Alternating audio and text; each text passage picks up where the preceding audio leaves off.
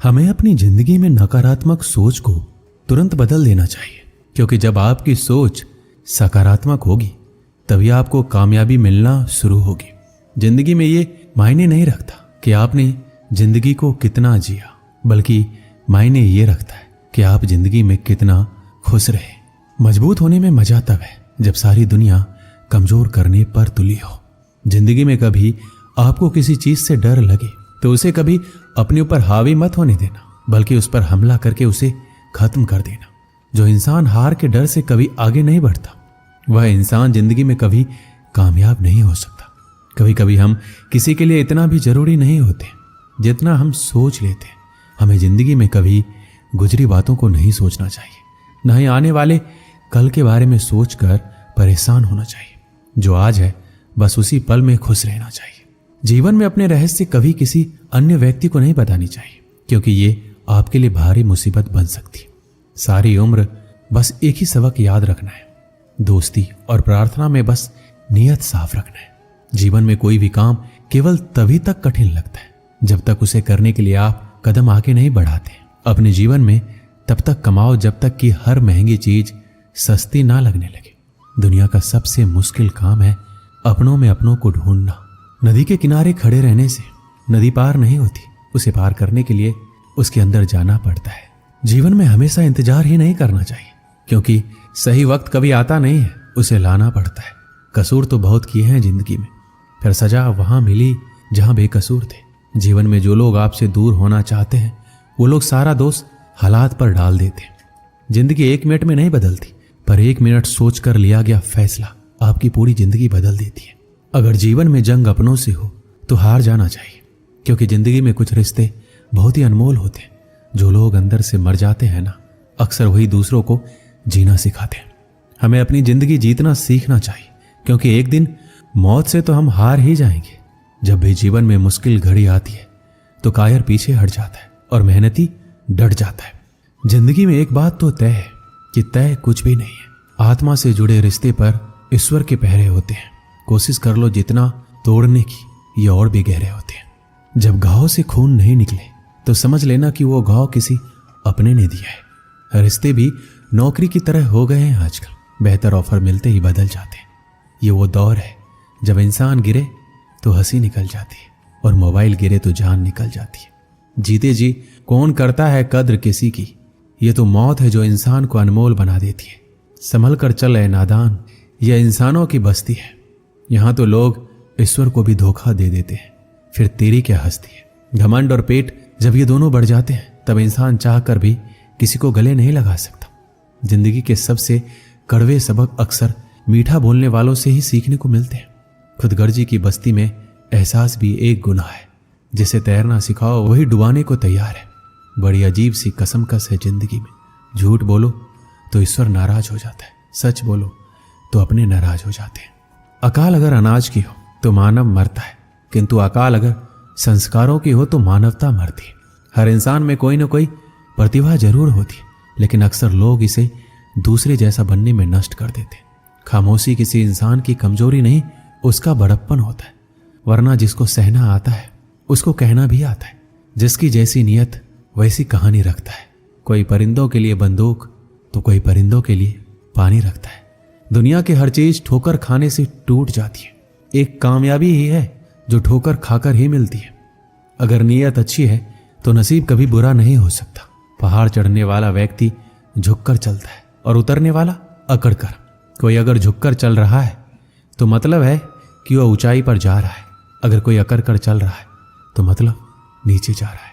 कुछ रिश्ते भगवान खराब करते हैं ताकि हमारी जिंदगी खराब ना हो। जो रिश्ता कम और गुरूर ज्यादा रखे, ऐसे लोगों को दिल से दूर ही रखो। गलती बेशक भूल जाओ, लेकिन सबक हमेशा याद रखो।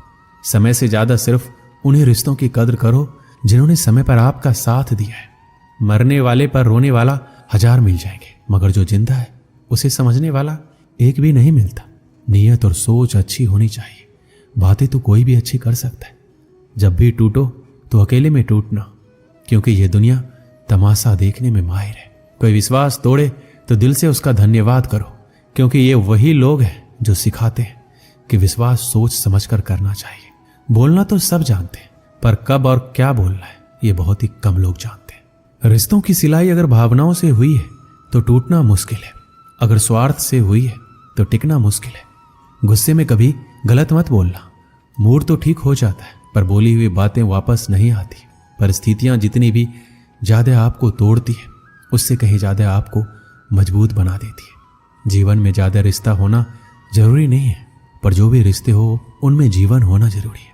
जिंदगी की हर सुबह कुछ शर्तें लेकर आती है और जिंदगी की हर शाम कुछ तजुर्बे देकर जाती है। गलती जीवन का एक पन्ना है लेकिन रिश्ता पूरा किताब है। जरूरत पड़ने पर गलती का एक पन्ना फाड़ देना, लेकिन एक पन्ने के लिए पूरी किताब कभी मत खोना। किरण चाहे सूर्य की हो या फिर आशा की, जीवन के सभी अंधकार मिटा देती है। सही फैसला लेना काबिलियत नहीं है, फैसला लेकर उसे सही साबित करना ही काबिलियत है। जैसे उबलते पानी में कभी परछाई नहीं दिखती है, ठीक उसी प्रकार परेशान मन में समाधान भी नहीं दिखते। शांत होकर देखिए, सभी समस्याओं का हल मिल जाएगा।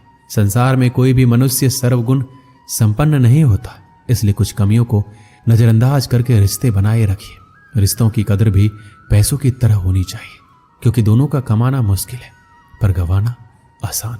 वक्त के साथ चलना कोई जरूरी नहीं है, सच के साथ चलिए, एक दिन वक्त आपके साथ चलेगा। जो लोग जज्बात छुपाने वाले होते हैं वो ज्यादा ख्याल रखने वाले होते हैं। पढ़ो, लिखो, लड़ो, हंसो, रो, कुछ भी करो, लेकिन जो सपना देखा है उसे हर हाल में पूरा करो। आज के जमाने में किसी को ये महसूस मत होने देना कि तुम अंदर से टूट गए हो, क्योंकि लोग टूटे हुए मकान के ईंट तक उठा कर ले जाते हैं। असल में वही जीवन की चाल समझता है जो सफर में धूल को गुलाल समझता है। दिल के सच्चे लोग भले ही जीवन में अकेले रह जाते, लेकिन ऐसे लोगों का साथ भगवान जरूर देते। रास्ते कभी बंद नहीं होते, अक्सर लोग हिम्मत हार जाते। धन कमाते हैं तो घर में चीजें आती है, लेकिन जब किसी की दुआ कमाते हैं तो धन के साथ सेहत और प्यार भी आता है। एक गांव में एक किसान रहता था। वो बहुत लालची था। अपने लालच के कारण अक्सर वह गांव के लोगों को धोखा दिया करता था। धीरे धीरे गांव के लोग उसका स्वभाव अच्छी तरह से समझ गए और उससे किनारा कर लिया। किसान के घर में उनकी पत्नी और 2 बच्चे थे। गांव के लोगों द्वारा किनारा कर लेने पर पत्नी ने किसान को बहुत समझाया कि लालच छोड़ दे और दूसरों को अपने फायदे के लिए इस्तेमाल ना करे, ना ही धोखा दे। लेकिन किसान नहीं माना। तंग आकर किसान की पत्नी बच्चों सहित अपने मायके चली गई। किसान घर पर अकेला रह गया। खेत के काम के साथ ही घर के काम की जिम्मेदारी भी उसके सिर पर आ गई।